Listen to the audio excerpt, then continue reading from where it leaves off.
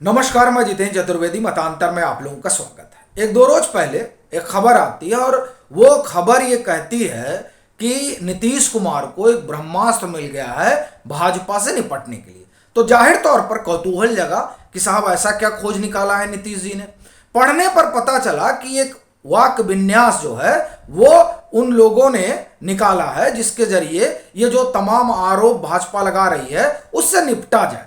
और खास तौर से ये जो पाला जब से बदले हैं तब से इस तरह के हमले हो ही रहे हैं। और वो जो वाक्य विन्यास है, अगर आप गौर करें तो वही नहीं, उनके तमाम पार्टी के सहयोगी और साथी भी उसका प्रयोग करते हैं। वो ये लोग अंड बंड नहीं बोलेगा तो दिल्ली वाला खुश कैसे होगा, और दिल्ली वाला खुश होगा तभी तो कुछ देगा। ये जो है ये आप अब रोज सुन रहे होंगे। लेकिन बड़ी चीज ये है कि चलिए उन आरोपों से निपटने के लिए तो कुछ उन्होंने निकाल लिया, लेकिन सवाल यह है कि जिस बात को लेकर नीतीश कुमार एनडीए को झटक कर महागठबंधन का हिस्सा बने, क्या उस दिशा में वो आगे बढ़े हैं? ये सवाल इसलिए खड़ा हुआ है क्योंकि जो खबरें आ रही हैं वो खबरें एक कहावत की याद दिला रही हैं कि आसमान से गिरे खजूर में अटके। और ये इसलिए याद दिला रही हैं क्योंकि चर्चा ये चली कि शरद यादव पटना आए। शरद यादव एक समय में नीतीश कुमार के बड़े सहयोगी हुआ करते थे और ये जो एनडीए है, एनडीए के एक तरह से संयोजक हुआ करते थे। बाद के दिनों में जब नीतीश जी के इधर आने जाने की वजह से उनका भी मन खट्टा हुआ और फिर संबंध बिगड़ गए और फिलहाल राजद के साथ हो गए शरद यादव। वो जो पटना आ रहे हैं तो उसको लेकर चर्चा इस बात की है कि लालू यादव शरद यादव को एक बड़ी जिम्मेदारी देना चाहते हैं। और वो बड़ी जिम्मेदारी को लेकर कहा जा रहा है कि वो दरअसल मसला मॉनिटरिंग का होगा। कैसी मॉनिटरिंग? कि जो नीतीश जी कर रहे हैं।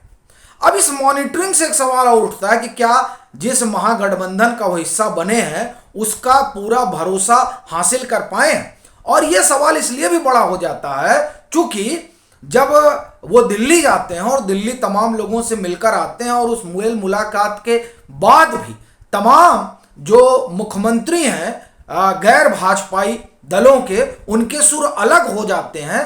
तब ये सवाल उठता है कि क्या जिस जिम्मेदारी के लिए माना जा रहा था कि नीतीश जी बड़े उपयुक्त हैं और वो सबको एक गांठ में पिरो लेंगे, एक धागे में ले आएंगे, तो क्या उसमें वो सक्षम है?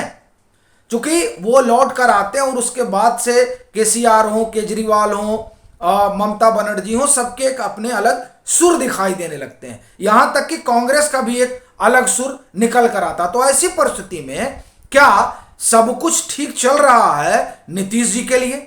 ये एक सवाल उठा। और सबसे बड़ी बात तो यही है कि अगर किसी को मॉनिटरिंग के लिए लगाया जा रहा है तो इसका क्या मतलब है?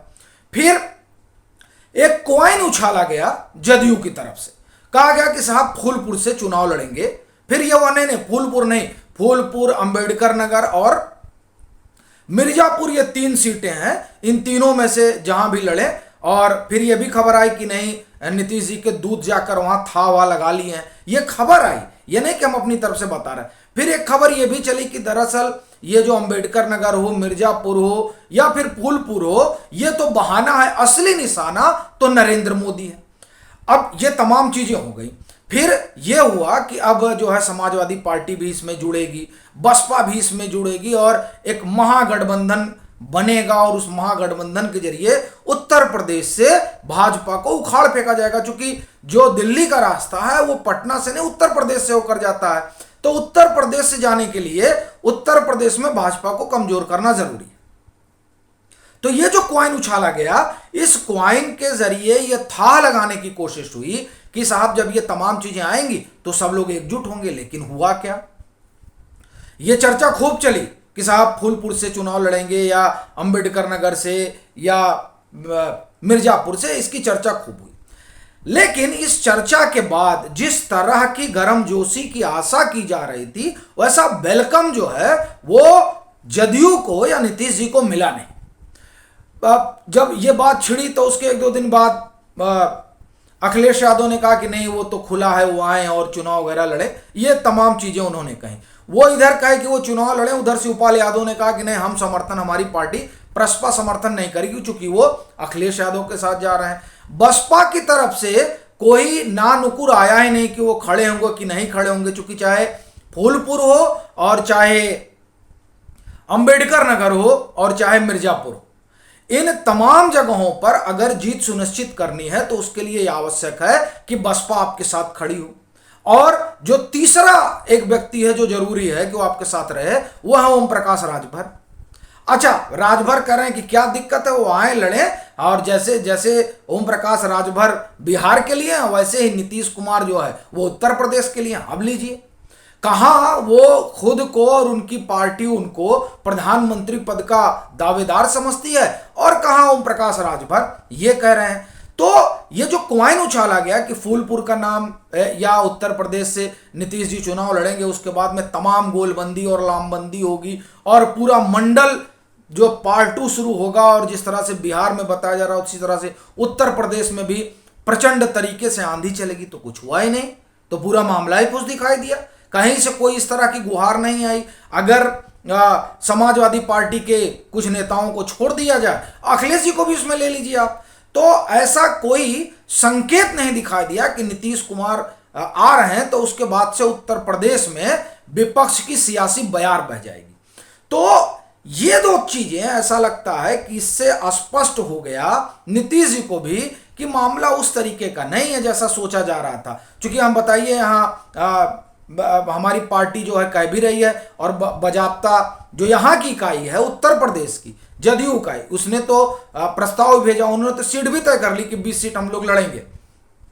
इतना सब होने के बाद में भी जब कोई हलचल नहीं दिखी, तब नीतीश जी से जब मीडिया सवाल पूछती है, तब वो बड़े स्पष्ट तरीके से कहते हैं कि देखिए हम किसी रेस में नहीं है। हालांकि वो बहुत दिन से कह रहे हैं, और ये भी कहा जा रहा है कि दरअसल वो जो इनकार कर रहे हैं वो चाहते हैं कि कोई उनसे करार कराए। लेकिन यहाँ सब पूरा विपक्ष में आप देखिए तो सबकी अपनी डफली अपना राग, हर कोई जो है यहाँ प्रधानमंत्री बनना ही चाह रहा, चाहे केजरीवाल जी हो, चाहे केसीआर साहब हो, और फिर चाहे ममता दीदी हो। ये सब अपने आप को उम्मीदवार मानते हैं और ये जानते हैं कि ऐसा नहीं, हम किसी से कम नहीं है। और किसी के पास 42 सीट है, सबसे बड़ी बात ममता बनर्जी का सबसे बड़ा दावा बनता है, उनके पास तो 42 सीट है। और अगर हम बात करें जदयू की, तो जदयू गठबंधन में चुनाव लड़ेगी, तो गठबंधन में वहाँ 40 सीट ही है, आधा ही मिलेगा। तो आप 20 के हिस्सेदार हों, 42 के हिस्सेदार हैं, तो जाहिर तौर पर उनकी उम्मीदवारी बड़ी है। केजरीवाल साहब अगर ये पंजाब और दिल्ली मिला लें तो भी जो है ये 20 पार नहीं कर पाएंगे, और केसीआर साहब तो 17 सीट उन्हीं के हैं। तो लेकिन इसके बाद भी सब जो है अपने आप को दावेदार मान रहे हैं। बहरहाल इस दावेदारी में एक चीज तो नीतीश कुमार समझ गए कि मामला उतना सीधा नहीं है जितना उन्होंने सोचा था। जब प्रेस से मुखातिब हुए, किसी कार्यक्रम में थे, तो सवाल पूछ लेगा कि आप फूलपुर जा रहे हैं, उन्होंने कहा ना ना, हम कहीं नहीं जा रहे हैं, हमारा ऐसा कोई इरादा नहीं है, हमारा इरादा इन लोगों को आगे बढ़ाने का। इन लोगों को किसको? उन्होंने तेजस्वी यादव की तरफ इशारा किया। असल में अब ऐसा लगता है कि 2-3 चीजें तो एकदम वो समझ चुके हैं कि विपक्षी एका का जो राग है उसको एक सुर में बांधना बहुत सहज काम नहीं है। एक दूसरा, वो इस बात को भी समझ गए हैं कि जब तक तेजस्वी यादव गद्दी नहीं दे देंगे या इस तरीके का कोई संकेत नहीं दे देंगे, तब तक लालू प्रसाद यादव खुलकर जो है पीछे नहीं खड़े होंगे और ये नहीं कहेंगे कि नहीं नीतीश जी जो है बहुत भारी उम्मीदवार हैं और इन्हीं के पीछे जो है पूरा विपक्ष लामबंद होना चाहिए। क्योंकि हो ना हो, लालू प्रसाद यादव की को लेकर आपका अपना आग्रह हो सकता है, लेकिन साख के लिहाज पर हिसाब से देखा जाए तो भाजपा से वो लड़ते रहे, और इसी दृष्टिकोण से उनकी राजनीतिक जगत में अपनी साख है। तो एक ये भी वो सोच रहे होंगे कि अगर तेजस्वी यादव को का नाम आगे बढ़ाया जाएगा, ये कहा जाएगा कि हम इनको सौंपना चाहते हैं, तो हो सकता है उधर से मुहर लग जाए।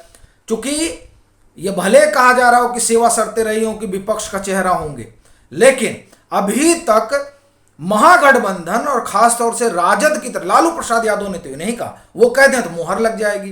तो ये जो तमाम चीजें इफ एंड बट दिखाई दे रहा है, उसी से ऐसा लग रहा है कि वो वहां से निकले तो थे, लेकिन अब बीच में अटके हुए हैं। अब देखना होगा कि कैसे पार निकलेंगे। अभी के लिए फिलहाल इतना ही।